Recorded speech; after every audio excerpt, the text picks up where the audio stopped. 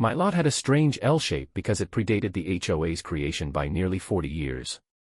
When the developers built the surrounding homes, they carved their parcels around my land in a way that created the illusion of uniformity. But the legal boundary never changed. The exact strip of land the HOA accused me of grading illegally was actually documented on the county survey as part of my family's original holding. So I went further.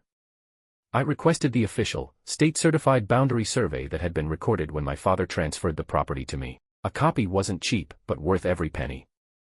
It included topographical lines, historical markers, and an attached engineer's note stating the exact boundaries and the fact that the lot remained exempt from HOA jurisdiction due to its pre-HOA registration.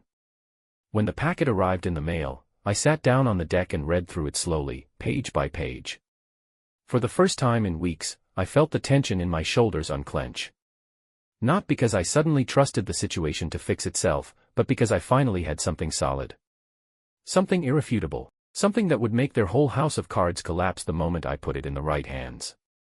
The HOA, unaware that their little intimidation campaign was about to blow up in their faces, escalated again. They sent a letter claiming they were considering corrective action if I didn't comply with their demands. Corrective action. As if they planned to come onto my property and move soil around themselves. That was the moment I stopped giving them any benefit of the doubt. I installed cameras around the perimeter of my house, partly for my own peace of mind, partly because I had this creeping suspicion that they wouldn't stop at letters. And it turned out that instinct was dead on. Sure enough, 2 board members were recorded walking the edge of my property late one evening with flashlights and clipboards, whispering to each other about how he definitely moved dirt, and how they just needed enough photos to justify fines. They weren't documenting reality, they were manufacturing it. I didn't confront them. I didn't accuse them. I didn't even mention the cameras. I just saved the footage, printed stills, and filed it next to the survey. By that point, my binder was starting to look like something a lawyer would bring to court. Which was exactly the plan forming in the back of my mind. Not to sue them immediately, but to build the kind of airtight record that makes lawyers nervous and bullies retreat. The goal was never revenge. It was correction. Quiet, absolute correction.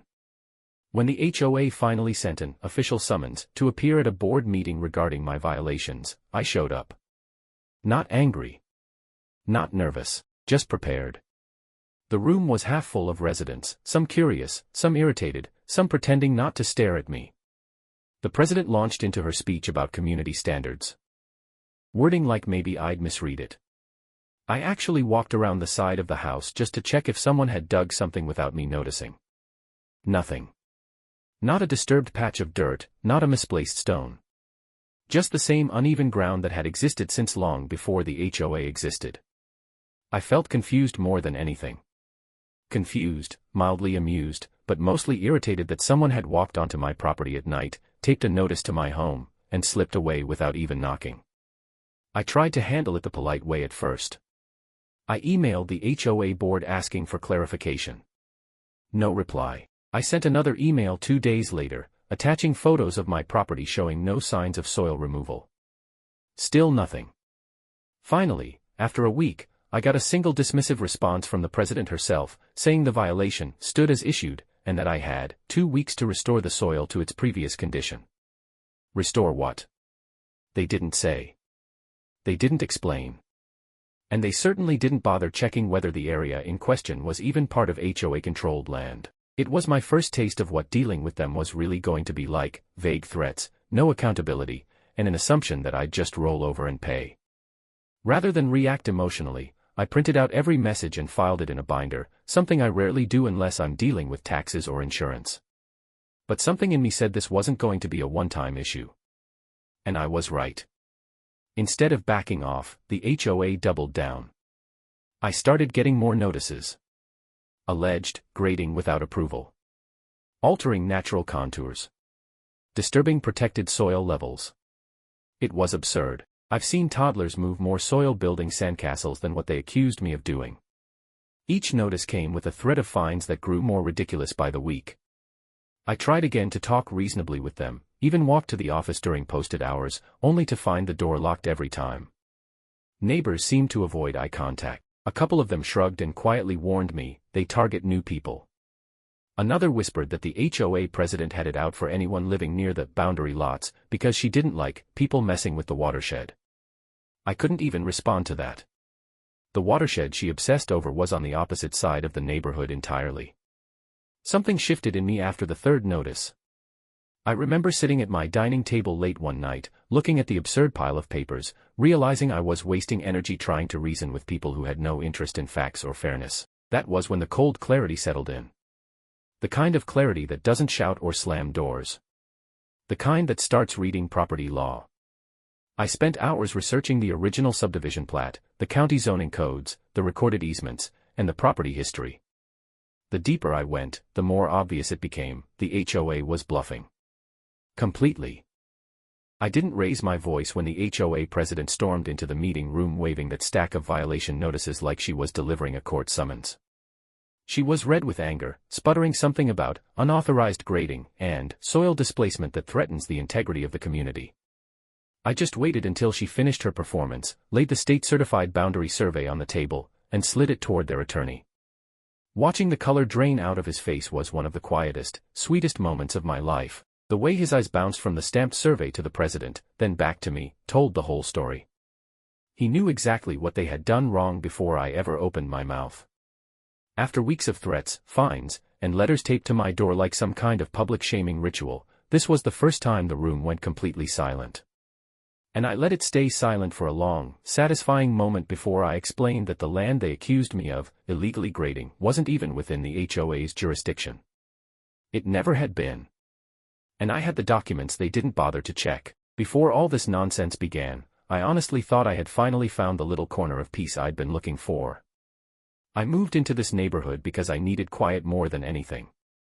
My father had passed the year before, and I'd inherited a small, oddly shaped lot on the edge of the subdivision. Not fancy, not big, just enough space that I could breathe without feeling like someone was watching me through the blinds. The house itself wasn't much, an older one-story with a creaky back deck and paint that always looked a shade too faded. But the land mattered. It had been part of my family for decades, long before anyone dreamed of carving the surrounding area into tidy little HOA parcels with matching mailboxes and approved shrub heights. My father used to bring me here when I was a kid, and we'd walk the perimeter while he told me stories about how the property lines had been set long before most of the roadways existed. None of that mattered to the HOA, of course, but it meant something to me. I wasn't trying to impress anyone. I wasn't trying to push boundaries. I just wanted a place where my days started with coffee on the porch and ended with enough quiet that I could hear the wind through the trees. For the first few months, I barely interacted with anyone.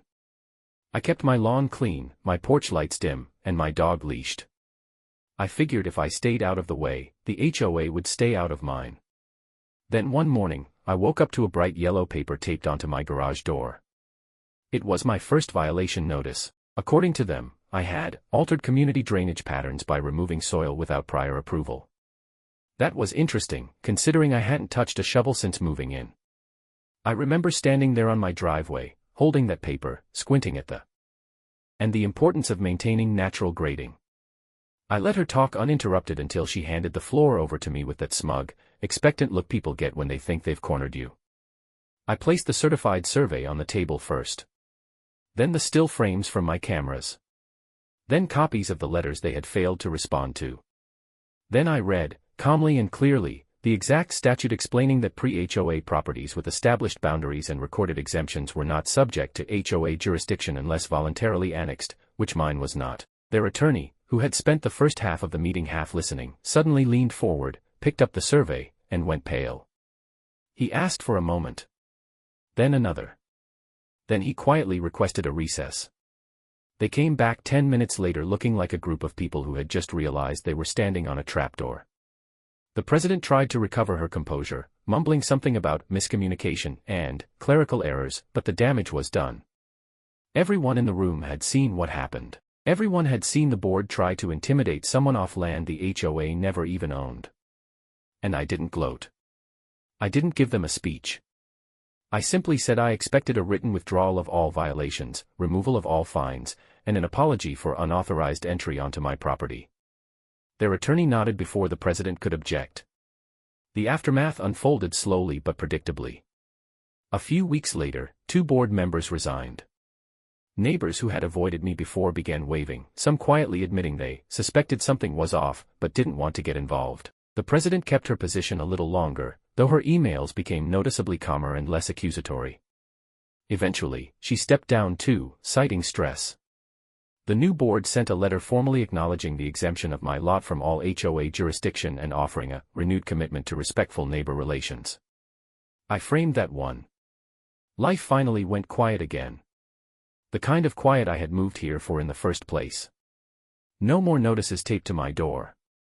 No more shadowy flashlights on my property line. Just mornings with coffee on the porch and the peace of knowing I'd stood my ground without ever raising my voice. Now, when I drive through the neighborhood, some people wave. Others look away. Either reaction is fine. I didn't fight them for their approval. I fought them for my land, my rights, and my peace. And now that I have all three back, I don't need anything else.